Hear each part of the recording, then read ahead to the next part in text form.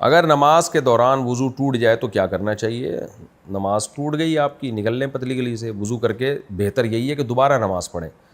باقی احناف کے نزدیک یہ بھی جائز ہے کہ بنا کر لیں، کیونکہ یہ بھی بعض روایات میں اس کا تذکرہ ملتا ہے۔ بنا کا مطلب یہ ہے کہ آپ جائیں جہاں وضو کرتے فوراً واپس آئیں، جہاں سے نماز ٹوٹی تھی وہیں سے شروع کر دیں، لیکن اس کی شرطیں بہت سخت ہیں اور وہ شرطوں کی لوگ رعایت نہیں کرتے، تو اس لیے کیا جا رہا ہے آپ دوبارہ، اور جمہور کا قول بھی یہی ہے کہ دوبارہ نماز پڑھنی پڑے گی، تو احتیاط اسی میں ہے کہ وضو ٹوٹ گیا نکلیں وضو کر کے دوبارہ سے نماز شروع کر دیں۔ جمعہ کی کل رکعتیں کتنی ہیں؟ جی جمعہ کی کل رکعتیں 4 سنت مؤکدہ پہلے ہیں، پھر 2 فرض ہیں، اس کے بعد 4 سنت مؤکدہ ہیں، اور بعض علماء کے نزدیک 2 فرض کے بعد 6 سنت مؤکدہ ہیں، 4 اور 2۔ تو ہمارے نزدیک راجح یہی ہے کہ پہلے 4 پڑھ لے اور بعد میں 4 پڑھ لے، 2 پڑھ لے تو اور اچھی بات ہے، تو شروع میں 4 اور بعد میں 4۔ باقی یہ چاروں ائمہ کے درمیان اختلافی مسئلہ ہے، دلائل ہر ایک کے پاس ہیں، کیونکہ بعض لوگ اختلافی مسائل میں شدت بہت کرتے ہیں، وہ سمجھتے ہیں صرف دلیل ہمارے پاس ہی ہے، تو دلائل سب کے پاس ہیں۔ تو میں نے جو موقف بتایا وہ احناف کا موقف ہے، تو ان کے نزدیک 4 پہلے اور 4 بعد میں۔ میں 2015 میں مسلمان ہوئی تھی اور 2021 تک گھر میں رہتی تھی، تو اس وقت نماز اور روزہ نہیں رکھ سکتی تھی، پھر میں نے ہجرت کی تو مجھے 6 سال کی قضا نمازیں پڑھنی ہوں گی، یا اس وقت میں مجبور تھی تو معاف ہو جائیں گی؟ روزے تو میں قضا کروں گی مگر نمازیں بہت زیادہ ہیں، برائے مہربانی رہنمائی فرمائیں، میں بہت پریشان ہوں۔ پہلی بات تو یہ، اللہ آپ کے اسلام کو قبول کرے، اللہ آپ کو مبارک کرے اور موت تک ایمان اور اسلام پہ قائم رہنے کی توفیق عطا فرمائے، اور اللہ آپ کو اس عظیم نعمت کی قدر کی توفیق عطا فرمائے۔ باقی دیکھیے، آپ 2021 تک گھر میں رہتی تھی، اس وقت نماز روزہ نہیں کر سکتی تھیں، تو اگر کوئی غیر مسلم دارالحرب میں یعنی کافروں کے ملک میں مسلمان ہوا اور اس کو پتہ ہی نہیں کہ نماز فرض ہے، علم ہی نہیں تھا اس کے پاس، علم پہنچنے کا کوئی ذریعہ بھی نہیں تھا، تو وہ معذور ہے۔ پھر جب اس کو پتہ چلے گا کہ نماز فرض ہے تو وہ اس وقت سے اس پہ نمازیں فرض ہوں گی، اس سے پہلے کی نمازیں اس کے ذمہ ضروری نہیں ہوں گی۔ لیکن آج کل تو اسلام کی دعوت ہر جگہ پہنچی ہوئی ہے، ظاہر ہے جب آپ نے اسلام قبول کیا تو آپ کو پتہ تو ہوگا نا کہ نماز فرض ہے، تو ایسی صورت میں اگر آپ کے لیے نماز اور روزہ پڑھنا کسی وجہ سے ممکن نہیں تھا تو وہ آپ کے ذمے میں تھیں وہ نمازیں، کیونکہ شرعاً آپ پر لازم ہو گئی تھیں نمازیں، کیونکہ آپ کو علم تھا نماز کی فرضیت کا۔ تو جب علم ہو تو وہ نماز اور وہ جو رمضان کے روزے ہیں فرض ہوتے ہیں، تو مجبوری میں آپ نے چھوڑیں، اس پہ گناہ نہیں ہوگا، یعنی اگر آپ کو جان کا خوف تھا یا یہ خطرہ تھا کہ گھر والے ماریں گے بہت زیادہ، تو گناہ آپ کو انشاءاللہ نہیں ہوگا۔ باقی یہ کہ اب آپ یہ سمجھتی ہیں کہ بہت زیادہ ہیں، تو دیکھیں بہت زیادہ نمازیں ہونے سے حرج جب ہوتا، مصیبت جب ہوتی جب شریعت آپ کو یہ کہتی کہ یہ آپ نے فوراً پڑھنی ہے، تو اگر آپ پر 6 سال کی نمازیں قضا ہیں تو آپ 6 سال میں پڑھ لیں اس کو، تو یہ شریعت نے تو نہیں کہا نا کہ آپ ایک دن میں 6 سال کی نمازیں پڑھیں، تو ہر نماز کے ساتھ ایک پرانی قضا دہرا لیں، تو انشاءاللہ گناہ تو آپ کو ویسے بھی نہیں ہوا اگر آپ نے مجبوری میں چھوڑی ہیں، جان کا خوف تھا یا بہت زیادہ مار پیٹ کا خوف تھا، تو بس ایک حدیث میں آتا ہے دین اللہ احق ان یقضی، اللہ کا جو قرض ہے وہ اس بات کے زیادہ لائق ہے کہ لوٹایا جائے، تو رمضان کے روزے اور نماز یہ بھی اللہ کا قرض ہے، اگر آپ نے وقت پہ ادا نہیں کی تو یہ آپ کے ذمے قرض رہ گئے، تو اب آپ ادا کر لیں، اور اس کا طریقہ یہی ہے کہ فجر کے ساتھ فجر پڑھ لیں، ظہر کے ساتھ ظہر پڑھ لیں، اور اس میں قضائے عمری نہیں ہوگی، سنتیں نہیں ہوں گی، البتہ وطر بھی چونکہ واجب ہے، نبی نے حکم دیا ہے وطر پڑھنے کا، تو وطر کی بھی قضا لوٹانی پڑے گی، لیکن ہر نماز کے ساتھ آپ صرف ایک قضا پڑھ لیں، اور ایک دن کی نمازیں آپ قضا لوٹا لیں۔ اور روزے میں تو ویسے ہی سہولت ہے، 30 روزے ہیں، پورا سال ہوتا ہے آپ کے پاس روزے لوٹانے کے لیے، تو پورے سال میں آپ سال کے 11 مہینے میں 30 روزے آپ ہر مسلمان آسانی کے ساتھ رکھ سکتا ہے، تو اس طرح سے آپ، اور 30 روزوں میں کبھی 29 ہوتے ہیں کبھی 30 ہوتے ہیں، تو پورا سال ہے آپ کے پاس، تو فوری ادائیگی ضروری نہیں ہے، اپنی سہولت سے اور آسانی کے ساتھ جس طرح ممکن ہو آپ اس طرح سے نماز اور روزوں کی قضا لوٹا لیں۔ میں ڈرائیور ہوں، روز گاڑی لے کر جاتا ہوں، مسافروں والی گاڑی ہوتی ہے، 200 کلومیٹر کا سفر ہوتا ہے، ٹائم بہت شارٹ ہوتا ہے، نماز کیسے ادا کروں؟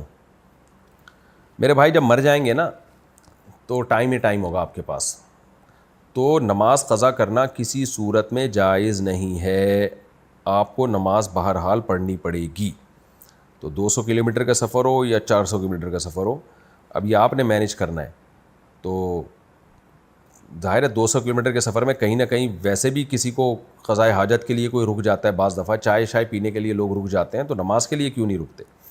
تو میں تو مسئلہ بتا سکتا ہوں کہ نماز قضا کرنا حرام ہے، ناجائز ہے. اب کیسے آپ نے نماز کی حفاظت کرنی ہے یہ آپ ہی بہتر جانتے ہیں. نامرد شوہر سے طلاق لینے کے بعد بھی عدت کرنی ہوگی؟ جی ہاں، جب رخصتی ہو گئی، دونوں بند کمرے میں تنہائی میں بند ہو گئے تو عدت بہرحال گزارنی پڑے گی. اچھا بھائی، اگر ایک سے زیادہ شادی کرنے کا حکم قرآن میں ہے تو پھر تو وہ فرض ہوا. قرآن میں کچھ حکم فرض کے طور پہ نہیں ہے، استحباب کے طور پر ہے. قرآن میں کھانے پینے کا بھی تو حکم ہے نا، کلو وشربو، تو کیا کھانا فرض ہو گیا؟ فرض جب ہے جب بھوک سے مرنے لگیں آپ، ورنہ تو فرض نہیں ہے. تو یہ جو فن کے حکم ما طاب لکم ہے، یہ ترغیبی حکم ہے، یہ وجوبی حکم نہیں ہے. کیا زندہ کو اصال ثواب کر سکتے ہیں؟ کر سکتے ہیں. کیا مسجد میں سگریٹ لے جا سکتے ہیں جیب میں ڈال کر؟ اگر اس کی کوئی بدبو اسمیل نہیں آ رہی تو لے جا سکتے ہیں، لیکن بہتر یہی کہ نہ لے کے جائیں. اگر ہم کسی کو ووٹ نہ دیں تو کیا گناہگار ہوں گے؟ اگر آپ سمجھتے ہیں کہ میرے ووٹ نہ دینے سے نقصان ہوگا اور کوئی نااہل آدمی جیت سکتا ہے تو پھر گناہگار ہوں گے، ادروائز گناہگار نہیں ہوں گے. لیکن اس بحث میں پڑے بغیر کہ گناہگار ہوں گے کہ نہیں ہوں گے، ووٹ بہرحال دینا چاہیے جس کو آپ بہتر سمجھتے ہیں. لوگ کہتے ہیں کہ ہم بائیکاٹ کر رہے ہیں. بائیکاٹ کر کے آپ کو کیا ملے گا بھائی؟ کیونکہ آپ جب ووٹ نہیں دیتے تو مخالف کا ایک ووٹ اوپر چلا جاتا ہے، تو جو نااہل ہے اس کا ایک ووٹ اوپر چلا جاتا ہے. جس کو آپ اہل سمجھتے ہیں اس کو ووٹ دینا چاہیے. یوٹیوب پر فنی ویڈیوز ڈالنے کی کمائی حلال ہے یا حرام؟ یوٹیوب کی کمائی کا تعلق اس ایڈ سے ہوتا ہے جو ایڈ چل رہے ہوتے ہیں.